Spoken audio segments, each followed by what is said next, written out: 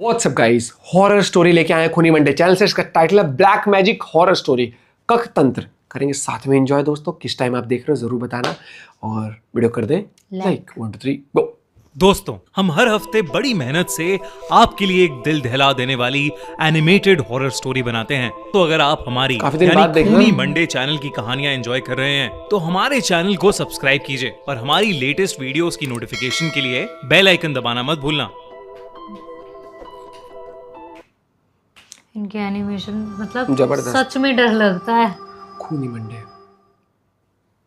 अजितेश कानपुर के गोविंद नगर में अपनी बीवी और 5 साल के बेटे के साथ रहता था। उसका एक छोटा सा कपड़े का गोडाउन था जिससे घर का खर्चा बस किसी तरह निकल जाता था, लेकिन उस पर एक बहुत बड़ा लोन था, एक ऐसा कर्ज जो खत्म होने का नाम ही नहीं ले रहा था। उसकी बीवी सुनीता दिन भर घर का काम करती थी और इन सब परेशानियों के चलते उन दोनों के बीच बात कम होती थी और खामोशी ज्यादा। अजितेश का बड़ा भाई सुरेश लखनऊ में एक बहुत अमीर बिजनेसमैन था। बड़ा घर, बड़ी गाड़ी और हर बार महंगी बात जब भी वो मिलने आता एक तसल्ली भरी नजर से अजितेश को देखता और कहता, कोई बात नहीं, सब ठीक हो जाएगा। अजितेश को सुरेश की इस बात को सुनकर हमेशा ऐसा लगता कि वो कोई बीमार हो जिसको ठीक होने में वक्त लगेगा। अजितेश हमेशा उस दिन का इंतजार कर रहा था जब वो भी ये बात सुरेश को कहने का मौका पाएगा। वो दिन आया तो जरूर, लेकिन जिस तरह से आया वो अजितेश ने कभी सोचा भी नहीं था। एक सर्दी की रात अजितेश के मोहल्ले में एक तांत्रिक आया। बूढ़ा, सफेद बाल, झुकी हुई कमर और उसके दोनों कंधों पर एक एक कौवा बैठा हुआ था। वो मोहल्ले की गलियों में चिल्लाता हुआ गूंज रहा था, अपनी फूटी किस्मत को बदलो, अगर अपनी फूटी किस्मत बदलनी है तो मेरे पास उसका उपाय है। और यही कहता हुआ वो उस मोहल्ले की एक गली से दूसरी गली में जा रहा था। हर जगह सर्दी की धुंध छाई हुई थी। एनिमेशन कमाल करी भाई। तांत्रिक और उसके 2 कौवों की छोटी सी आंखें चमक रही थीं। लोग अपने घर की खिड़कियों से झांक कर देख तो रहे थे, पर कोई उस तांत्रिक के पास नहीं गया। अजितेश भी उस तांत्रिक को दूर से देख रहा था, लेकिन कुछ देर में वो तांत्रिक वहां से चला गया। लेकिन उस रात अजितेश पूरी रात नहीं सो पाया। वो अपने टूटे हुए मकान और उससे भी बेकार जिंदगी के बारे में सोचता रहा। वो सोचता रहा कि क्या उसे उस तांत्रिक के पास जाना चाहिए।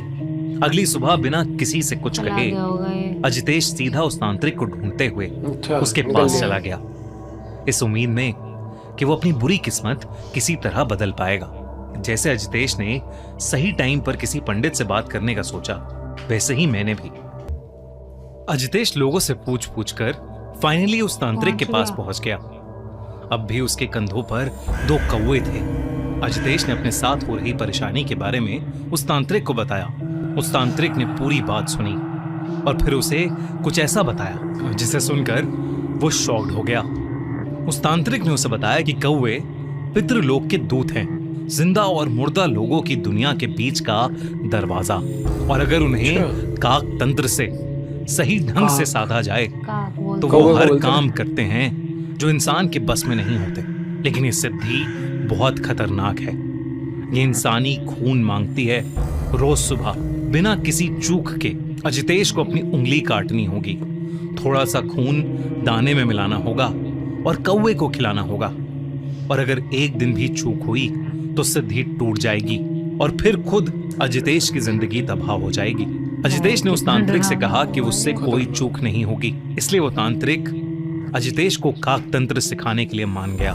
तांत्रिक ने अजितेश से खून लेकर दानों में मिलाकर उसके कंधों पर बैठे कौवों को खिला दिया। काक तंत्र पूरा हुआ। तांत्रिक ने अजितेश से जाते वक्त सिर्फ इतना कहा कि कौवों को कभी भूलना नहीं, क्योंकि ये माफ नहीं करते। अजितेश ने अपना सर हाँ में हिलाया और वहां से चला गया। पहले हफ्ते में ही अजितेश की वो डील क्लोज हो गई जो 3 साल से अटकी थी। फिर एकदम से अजितेश के पास बहुत सारा पैसा आना शुरू हो गया। रोज सुबह अजितेश उठता, उंगली काटता, दाने में खून मिलाता और कौवे उसे खाने आते। अजितेश ने नया घर ले लिया और सुनीता ने पहली बार घर में घुसते वक्त वो मुस्कान दी जो अजितेश ने काफी सालों से नहीं देखी थी। कई साल बीते। अमीर हो अजितेश अब रईस हो चुका था, पर ऐशो आराम की इस जिंदगी में एक सुबह उससे वो भयानक चूक हुई गया। अच्छा, वो जिसे भूल ना गया। करने की सलाह उस तांत्रिक ने दी थी। वो कौओं को दाना डालना भूल गया। धीरे धीरे अजितेश दाना डालने की विधि हफ्ते में एक बार करने लगा और फिर टाइम के चलते वो भी बंद हो गई। लेकिन उसके बाद से नए घर के बाहर एक कौवा रोज सुबह कार पर बैठता और तेज आवाज करता।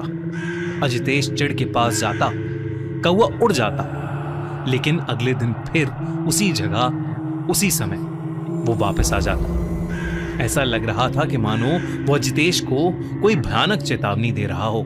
उसके बाद से अजितेश की जिंदगी में अजीबोगरीब चीजें होना शुरू हो गया। एक सुबह दरवाजे के सामने उसे कौवा मरा हुआ पड़ा मिला। अजितेश ने उसे कपड़े से उठाया, डस्टबिन में डाला, हाथ धोए और दिन भर के काम में लग गया डस्टबिन में डाल जैसे दिया। कुछ हुआ ही नहीं। अजितेश अपनी अय्याशियों में मग्न था। धीरे धीरे उसके बिजनेस में लॉसेस आने लगे। लॉसेस पहले धीरे आए, फिर एक साथ, जैसे किसी ने एक ही बार में सब कुछ वापस मांग लिया हो। और उसे हर सुबह अपने दरवाजे के बाहर मरे हुए कौओं की लाशें मिलने लगी। इतना ही नहीं, जिस डील से उसे सबसे ज्यादा फायदा हुआ था वो कैंसिल हो गई। एक पार्टनर फ्रॉड करके गायब हो गया और अजितेश के गोडाउन में आग लग गई। पैसा कहां और कैसे जा रहा था अजितेश को समझ ही नहीं आ रहा था। ऐसा लग रहा था कि मानो कोई रोज उसकी तिजोरी खाली कर रहा है। नए घर में रहना उनके लिए अफोर्डेबल फिर से वही डिप्रेशन वाला माहौल हर एक चीज से। अजितेश और सुनीता अपने बेटे के साथ चुपचाप अपना सामान उठाकर पुराने घर में वापस आ गए, बिना इस बारे में कोई भी बात किए। पुराने घर में आकर जब अजितेश ने पहली बार बाहर झांका तो उसकी सांसें रुक गईं। छत पर, दरवाजे पर, रेलिंग पर, पीपल की डाली पर जो घर से बिल्कुल सटी थी, बोला था ना हर भूलना जगह मत। बस कौवे ही कौवे थे। चुप, बिल्कुल चुप, जो बिना हिले बिना उड़े एकटक सिर्फ घर को देखते रहते, जैसे वो जानते थे कि वो आएगा। अजितेश ने घबराहट के मारे दरवाजा बंद कर लिया, पर्दे खींचे और कुछ देर अंदर ही रहा। उस रात पूरे समय अजितेश के बेडरूम की खिड़की पर टक टक होती रही। एक कौवा बैठा उसकी खिड़की के कांच पर बार बार अपनी चोंच मार रहा था। अजितेश ने ध्यान से देखा तो उस कौवे की लाल आंखें रात के अंधेरे में चमक रही थीं और अजितेश को घूर कर देखे जा रही थीं। अजितेश ने अगली सुबह उठते ही अपनी उंगली पर एक कट लगाया और अपना खून दानों पर लगाकर कौवों के खाने के लिए रख दिया, लेकिन कोई भी कौवा नहीं आया। अजितेश का बड़ा बेटा, जो अब 15 साल का हो गया था, वो अब बहुत शांत रहने लगा था। वो किसी से कुछ नहीं बोलता था। कोई उससे ज्यादा पूछताछ करता तो वो उसके ऊपर गुर्रा देता। बस दिन रात वो अपनी कॉपी में काले कौवे बनाता रहता, इतना कि क्रेयॉन से उसके हाथ भी काले हो गए थे। एक रात कुछ ऐसा हुआ कि अजितेश बेहद डर गया। उसने शीशे में अपनी गर्दन पर निशान देखे, गहरे, काले, बिल्कुल चोंच के जैसे। लेकिन वो कब आए, कैसे आए, उसे कुछ समझ नहीं आ रहा था। अजितेश अब बहुत ज्यादा घबराने लगा था। वो फिर से उस तांत्रिक की तलाश में निकला। तांत्रिक की झोपड़ी का दरवाजा थोड़ा सा खुला हुआ था। अंदर से कोई आवाज नहीं आ रही थी, बाहर भी कोई नहीं था। आंगन बिल्कुल सुनसान था। पर अजितेश जब अंदर गया तो उसके रोंगटे खड़े हो गए। वो तांत्रिक जमीन पर अधमरा सा पड़ा था। उसके शरीर पर गहरे निशान थे, चोंच के, पंजों के, कपड़े फटे हुए थे और उसके चारों ओर कौवे ही कौवे थे। तांत्रिक अधमरी हालत में भी अजितेश को देखते ही उस पर चिल्ला पड़ा, मूर्ख, तेरी वजह से आज मेरी ये हालत है, निकल जा यहां से, वो अब तुझसे सब कुछ छीन लेंगे। तांत्रिक के नफरत भरे शब्द सुनकर अजितेश सहम गया, फट गई इसकी तो, और बिना रुके सीधा अपने घर चला गया। भयंकर। और तब उसने अपनी बीवी सुनीता को सब कुछ बता दिया। उस रात आसमान में गहरे काले बादल छा गए। पहले एक कौवा आया, फिर 10, फिर 100, फिर इतने कि आसमान का रंग ही बदल गया। उनकी चेंचे की आवाज एक साथ हवा को काट रही थी। अचानक अजितेश का नाम उसकी बीवी सुनीता ने जोर से चीखा। आवाज उसके 15 साल के बेटे के कमरे से आ रही थी।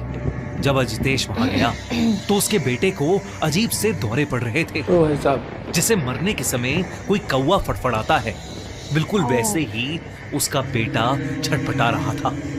फिर वो अजितेश को देखते ही गुस्से से पागल हो गया। कैसा हो गया? उसकी आंखें लाल होने लगी और चेहरा काला पड़ने लगा। अचानक उसके होंठ एक कौवे जैसे चोंच में बदल गए और उसने अजितेश के ऊपर हमला करना शुरू कर दिया। ये देखकर सुनीता की चीख निकल गई, लेकिन वो तब तक नहीं रुका जब तक अजितेश की सांसें खत्म नहीं हो गईं। और तभी अचानक से उनके घर के अंदर सैकड़ों कौवे घुस आए और अजितेश के शरीर से उसका मांस नोचने लगे। ये सब देखकर सुनीता की रूह कांप उठी थी। उसके बाद अजितेश का बेटा बेहोश हो गया और बिल्कुल पहले की तरह नॉर्मल दिखने लगा।